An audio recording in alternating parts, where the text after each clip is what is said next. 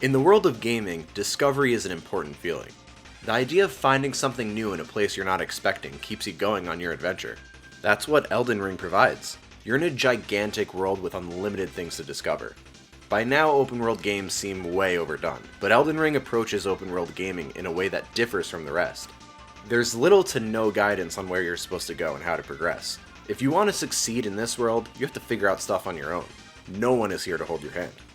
I want to throw a disclaimer out there that although this game is selling like hotcakes and will likely win Game of the Year, it's not for everyone. If you're a casual gamer, don't even bother picking up this one because you're not going to make a dent in this game. Even if you're a seasoned big boy veteran like myself, expect to struggle in the beginning.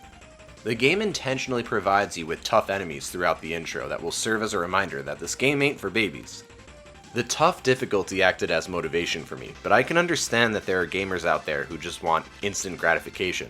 Well, you're not going to get that here.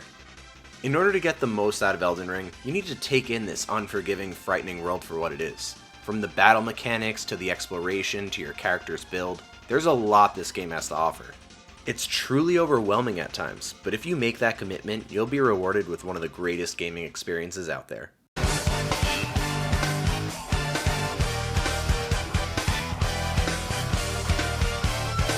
Elden Ring does a great job teaching the gamer that you need to learn the mechanics at your own speed. You're free to explore this giant world at your heart's content, and the exact path I made throughout my playthrough will differ from yours. There's no right way to go about your adventure. Freedom can be exhilarating at times, but I learned early on that the freedom I had to explore comes with a cost, as I ran into some heavy-hitting enemies that kicked my ass. Not to worry though, it's all part of the journey. When I stumbled upon the first boss, I got destroyed. I never stood a chance. The boss is a huge lesson to what Elden Ring is all about. Yes, my character was underleveled, which made it more difficult to take on the big bad guy, but there was more to it. My own personal skill level just wasn't up to par. Instead of dying a million times and beating my head against the wall, I explored the world, fought other enemies, explored some dungeons which provided me with better weapons, learned the combat system more, and also leveled up my character. All of these things collectively made me stronger and helped me give the first boss a taste of his own medicine. Elden Ring is chock full of lessons, and one of those lessons is to stop and smell the roses. It's okay if you're not ready to take on the big bad guy. Go do something else. This made that brutal difficulty a lot more manageable. If you're stuck on a boss, that doesn't mean you're stuck on the game. You're encouraged to get lost and steer away from the main story for a bit. When I say it's an open world, I mean it. There's always something to do.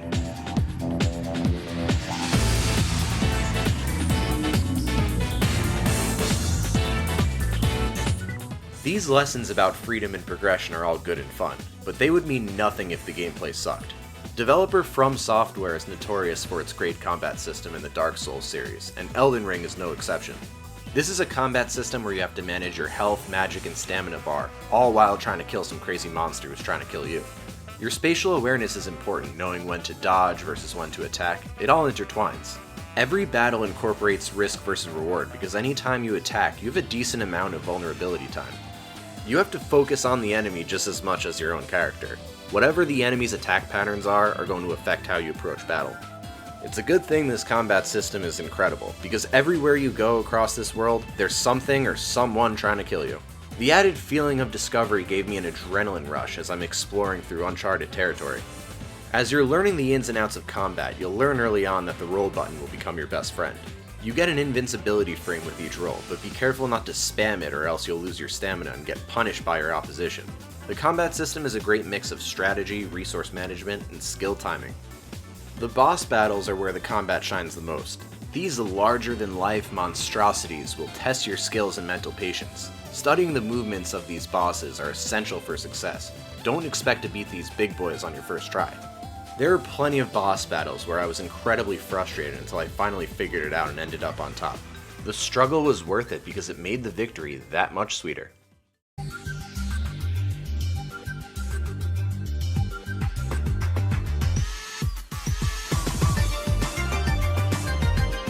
One thing you'll see a lot of when you start reading up on Elden Ring is character builds. What build is your character? Are you investing your points into strength, endurance, magic, intelligence? The beauty of Elden Ring is you can do whatever playstyle you want and you can reallocate your points later on in the game.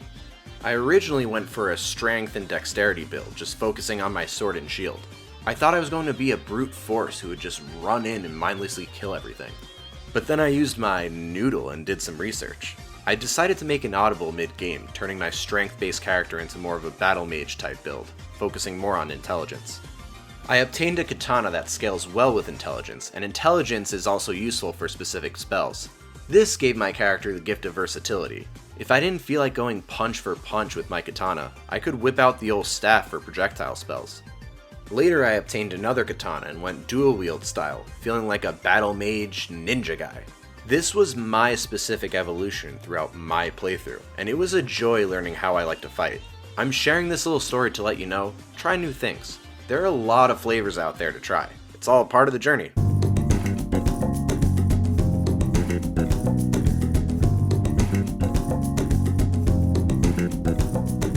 Learning the Dark Souls formula that From Software has developed was an adjustment for me, as I'm someone with very little experience in that department. My friend Thomas says I'm used to baby games. Maybe he's right. There were little things I was not used to, like the fact that you can't pause. I was not a fan of that feature. When the milkman was ringing my doorbell in the middle of an intense boss battle, I was screwed. I also found that I had to read a lot of guides about creating the right build. It would be nicer if the game gave you more of a heads up and explained the necessity of leveling up your character with a purpose. I found that the players who don't take the time to research their build beforehand end up having a much tougher time. I know that the lack of information up front is an intentional thing that From Software implemented, and all the hardos will probably come at me saying that I need to quote-unquote get good. But I'm too old to figure everything out on my own. I have adult things to do. I'm busy. I know there's a fine line between quality of life adjustments and spoon feeding, but I felt that From Software could meet some of my needs halfway. It's very possible I'm just nitpicking at this point, so let me end on a good note.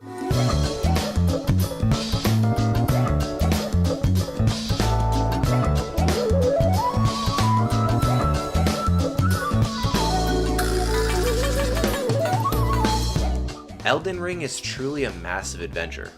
I know people have made tons of Zelda Breath of the Wild comparisons, but I haven't heard anyone discuss how it's similar to how we felt when we first played Ocarina of Time back in '98. The idea of the world adapting as you progress, the giant world that's at your disposal, and lastly the overall scale for its time. I felt tons of similarities in that respect. Elden Ring serves as a friendly reminder that there's still developers out there willing to push the envelope and try something new. In Elden Ring, you start out as a weakling, nearly everything kills you, and most of all, your personal skill level is just not up to par. You level up with your character. You learn boss mechanics and enemies, you learn timing, and you learn the land. You end up feeling that you grew smarter and better as a result. I encourage anyone to buy Elden Ring as long as they're willing to put in the time. It is truly that next-gen push that we have all been craving for.